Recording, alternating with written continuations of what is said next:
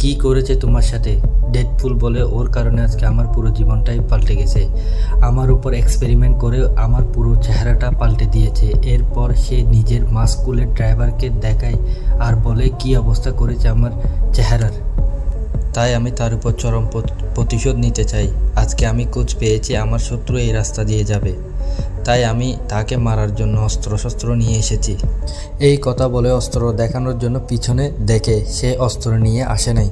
সে তখন বলে এখন কি করব? আমার বন্দুকে মাত্র 12টা গুলি আছে, ওইটা দিয়ে কাজ চালাই যাইতে হবে। এই ট্যাক্সি ড্রাইভারের কাছ থেকে ডেডপুলকে পুরোই একটা পাগল মানুষ মনে হয়, কিন্তু তবু সে চুপচাপ গাড়ি চালায় আর তার কথাগুলো শুনতে থাকে। এরপর আমরা দেখতে পাই ডেডপুল একটা ব্রিজের উপর নেমে যায় আর সে সেখানে ব্রিজের উপর বসে বাচ্চাদের মতো পা দুলায় দুলায় ছবি আঁকতে থাকে।